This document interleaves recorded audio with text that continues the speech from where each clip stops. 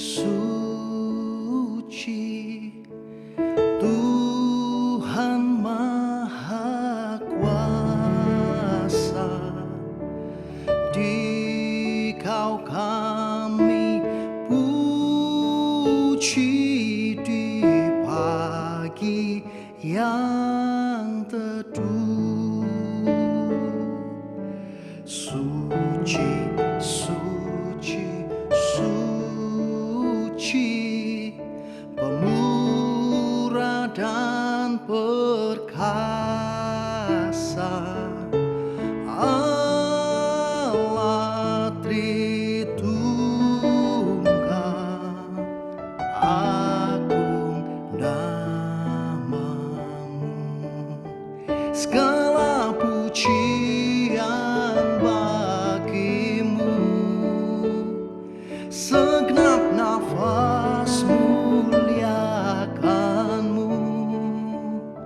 Surga bumi kan berseru,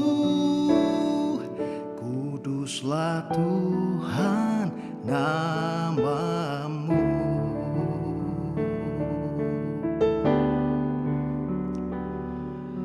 Suci, suci, suci, kaum kudus tersungkur di depan tatamu, memberi mahkotanya. Segenap malaikat sujud menyembahmu, Tuhan yang ada selama-lamanya. Segala pujian bagimu, segenap nafas muliakanmu. Surga bumi kan berseru, kuduslah Tuhan namamu. Segala pujian bagimu, segenap nafas muliakanmu. Surga bumi kan berseru, kuduslah Tuhan namamu. Kuduslah Tuhan namamu. Kuduslah Tuhan namamu.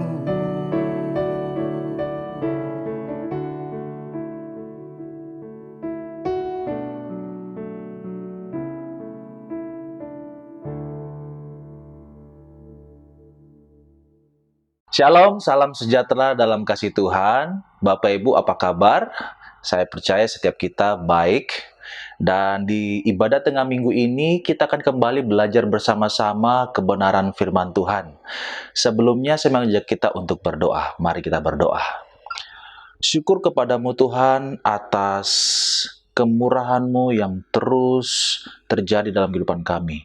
Bapa di sorga, saat ini kami beroleh anugerah menikmati kemurahan-Mu di sepanjang hidup kami sampai hari ini. Kami bisa ada sebagaimana kami ada semua karena anugerah Tuhan. Dan hari ini Tuhan, kami kembali akan belajar kebenaran firman-Mu. Waktu kami membaca dan merenungkan kebenaran firman-Mu, beri kami pencerahan, supaya kami bisa mengerti kembali kebenaran firman-Mu. Firman-Mu itu menguatkan iman kami, dan kami disegarkan, dikuatkan oleh firman-Mu. Kami serahkan semuanya ke dalam tangan Tuhan. Dalam nama Tuhan Yesus Kristus, haleluya, amin. Bapak Ibu terkasih dalam Tuhan, hari ini saya mengajak kita merenungkan secara singkat dan sederhana yang saya bisa kasih judul topik renungan singkat kita hari ini adalah disisihkan karena dipilih. Disisihkan karena dipilih. Bapak Ibu, kalau kita melihat tradisi pemotongan kue di sebuah acara ulang tahun, biasanya itu kita akan melihat ada pemotongan kue bagian demi bagian. Dan ada bagian yang kita lihat yang disisihkan dan ada juga yang bagian kue yang dipilih. Nah, waktu itu terjadi kita benar-benar tidak tahu dan tidak bisa bedakan antara waktu kue yang dipotong, apakah ini bagian potongan kue yang disisihkan untuk dibuang atau untuk tidak dimakan, atau potongan kue yang justru itu adalah first cake.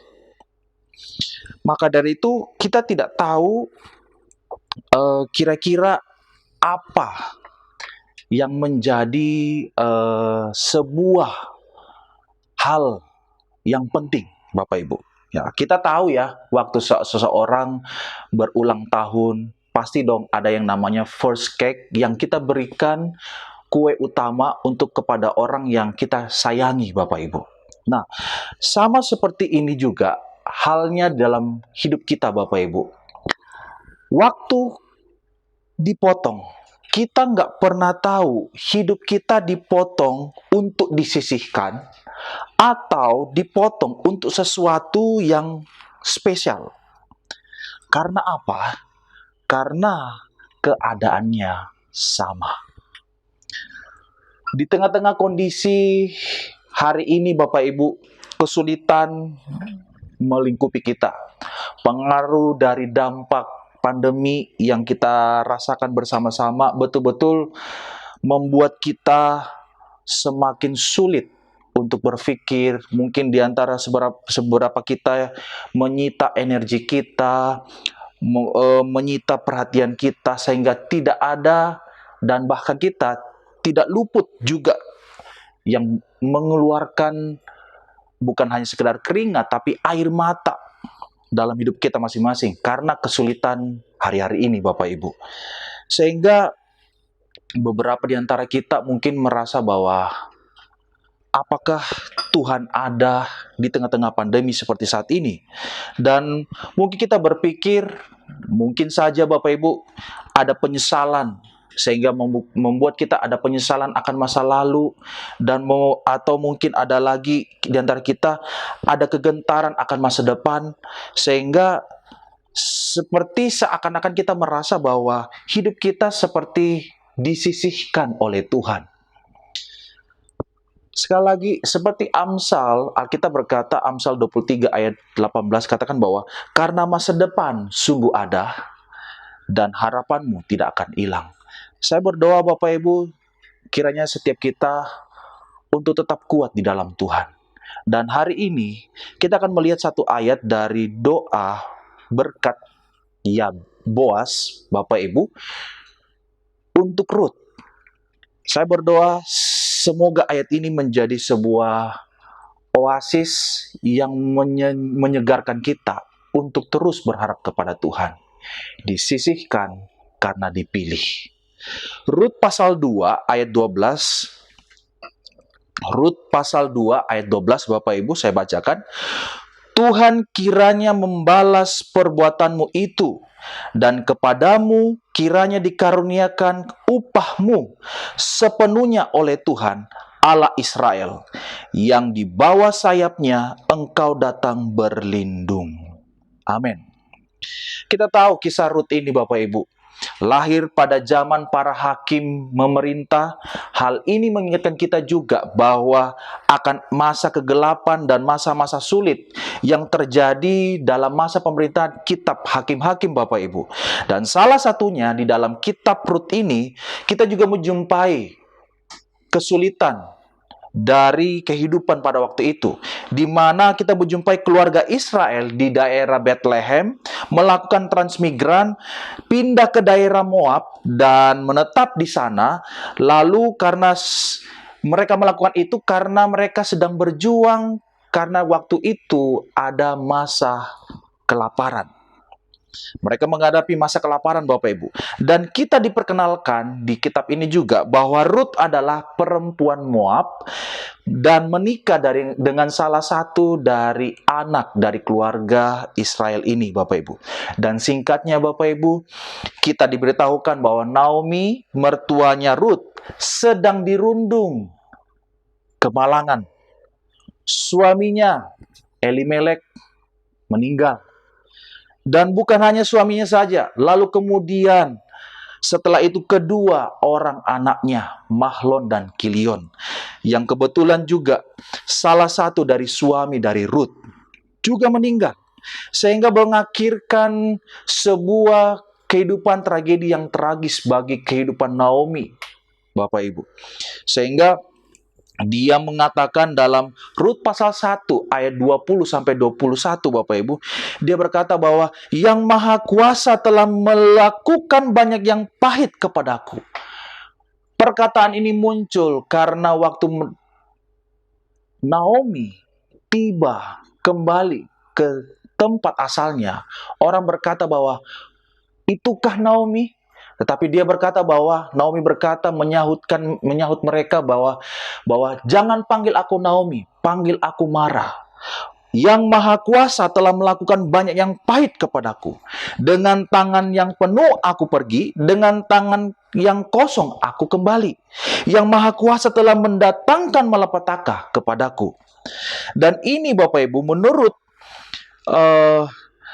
John Piper dalam bukunya Coronavirus and Christ menunjukkan, dia berkatakan bahwa Naomi di sini tidak sedang berbohong atau tidak melebih-lebihkan atau menuduh Tuhan dengan tidak Bapak Ibu. Tetapi ini adalah sebuah fakta yang sederhana dan mengerikan. Ini adalah sesuatu yang menunjukkan providensia yang pahit. Dan waktu kita mengatakan providensia yang pahit, bukanlah sebuah penghinaan terhadap cara-cara Allah yang kita lihat. Tetapi ini menunjukkan sebuah gambaran bahwa Allah berdaulat dalam segalanya. Maka dari itu Bapak Ibu, kita perlu belajar bahwa firman yang manis tidak terhapus di tengah-tengah providensia yang pahit Bapak Ibu. Tetapi waktu kita senantiasa belajar, senantiasa melihat Allah berdaulat, sesungguhnya Allah tidak dibatasi oleh keadaan apapun. Bahkan dalam keadaan sulit apapun Bapak Ibu. Maka dari itu, di sini yang kita bisa lihat Bapak Ibu, bahwa Allah berdaulat dengan situasi apapun. Sehingga dalam keadaan kemalangan ini membuat Naomi tidak punya alasan lagi untuk menetap di Moab dan dia memutuskan untuk kembali ke Israel. Menariknya Bapak Ibu, ketika Naomi memutuskan untuk kembali ke Israel, Rut sebagai menantunya mengambil keputusan untuk menemani dia, Bapak Ibu. Bagaimanapun Naomi sebagai mertuanya membujuk Rut untuk tidak ikut dengannya, dia tetap ngotot untuk pergi ikut bersama Naomi ke Israel. Dengan sangat yakin kita tahu persis, Rut berkata kepada ibu mertuanya, dalam Rut pasal 1 ayat 16, berkata bahwa kemana engkau pergi, ke situ jugalah aku pergi. Bangsamulah bangsaku, Allahmulah Allahku. Bapak Ibu, ini adalah sebuah kalimat yang sama sekali tidak main-main.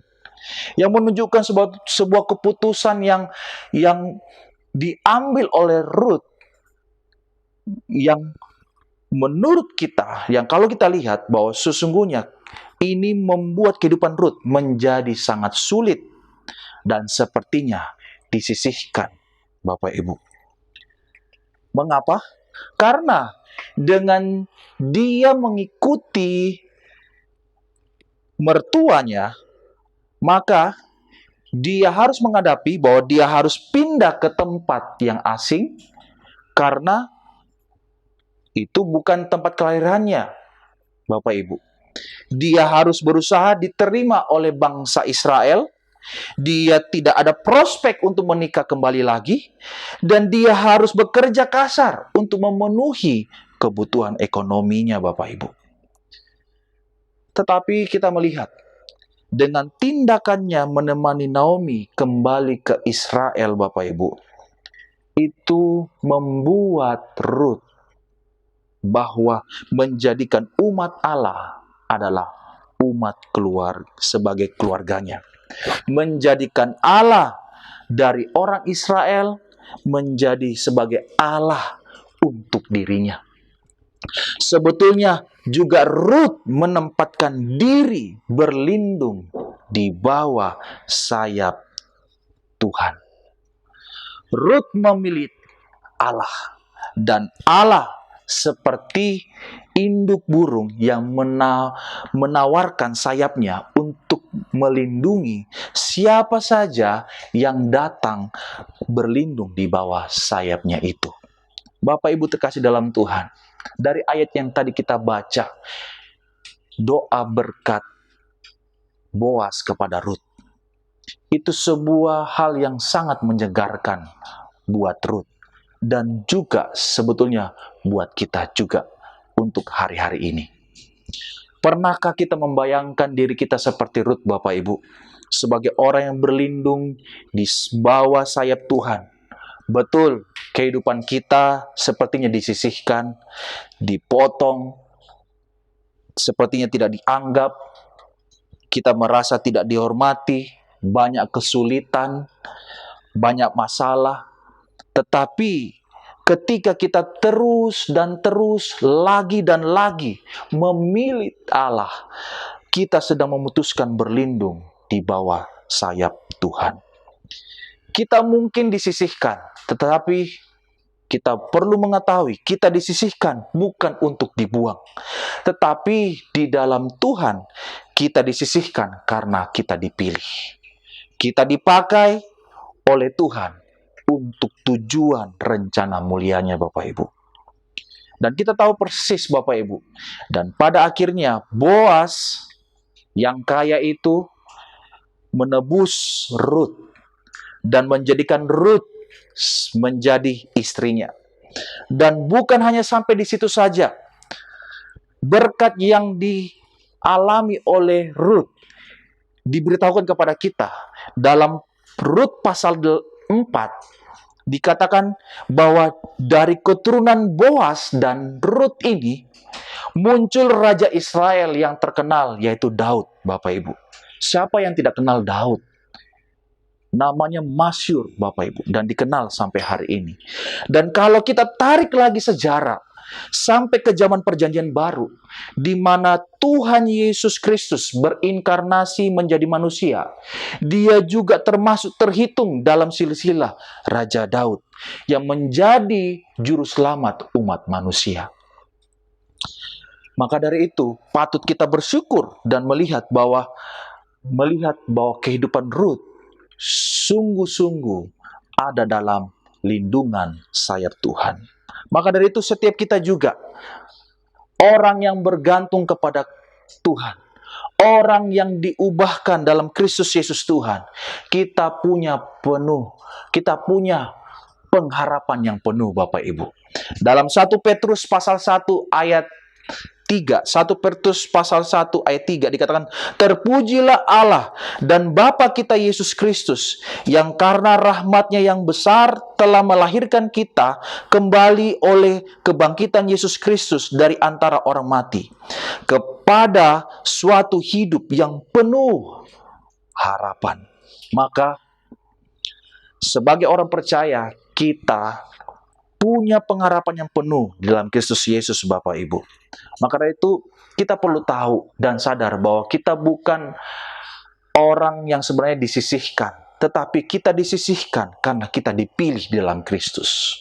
Saya ingin memperlihatkan, Bapak Ibu, ada persamaan dan perbedaan antara Boas dan Tuhan Yesus. Mari kita lihat bersama-sama. Persamaan Boas dan Tuhan Yesus dan perbedaannya. Persamaan Boas dengan Tuhan Yesus adalah Boas menebus Rut. Tuhan Yesus menebus manusia.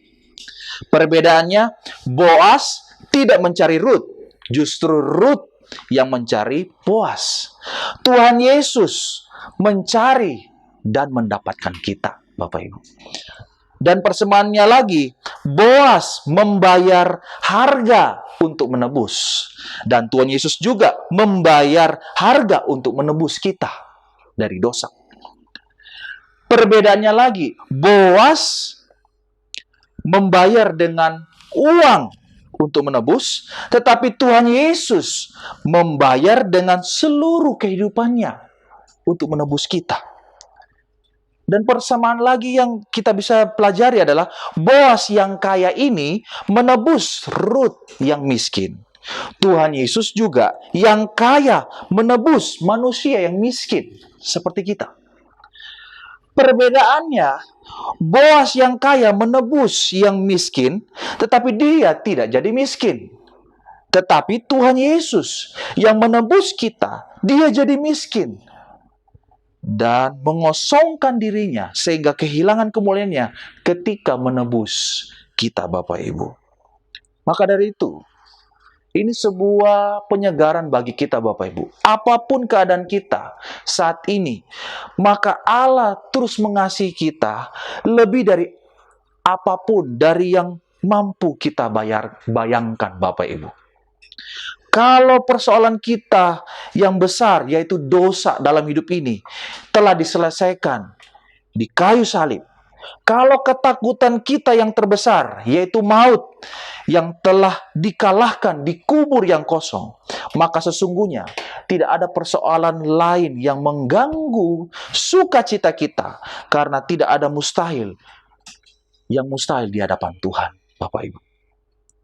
Bapak Ibu, di tengah kesulitan kita, di tengah tekanan hidup yang hari-hari ini kita alami, mari kita memilih Tuhan.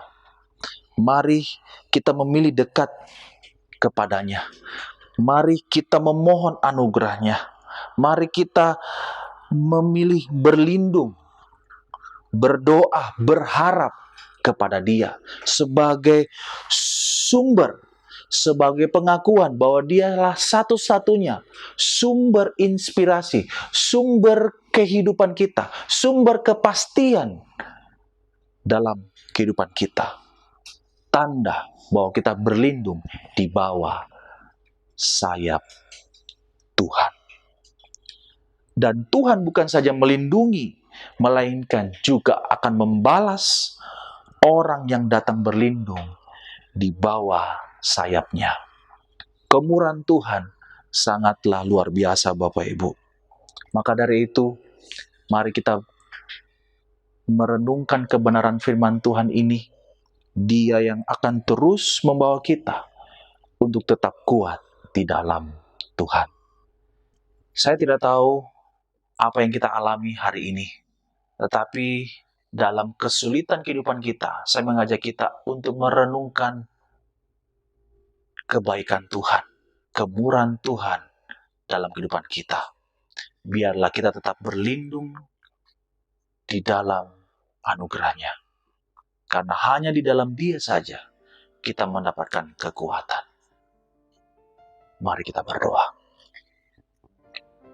Bapa di sorga, kami telah merenungkan kebenaran firman-Mu secara sederhana, bahwa hanya di dalam perlindungan Tuhan saja kami mendapatkan kekuatan. Hanya mengikut Tuhan saja kami tahu hidup kami berakhir dengan penuh sukacita. Yang paling penting dalam hidup kami adalah kami bersyukur dan mau mengikuti setiap rencana kekal-Mu yang Engkau rancangkan dalam setiap kehidupan kami. Ampuni segala ketidakpercayaan kami, ampuni keraguan-raguan kami, Mungkin kami sempat merasa gelisah, tetapi biarlah lewat kebenaran firman-Mu ini mengajar kami untuk tetap melihat bahwa karunia-Mu itu lebih yang paling kami butuhkan dalam hidup ini.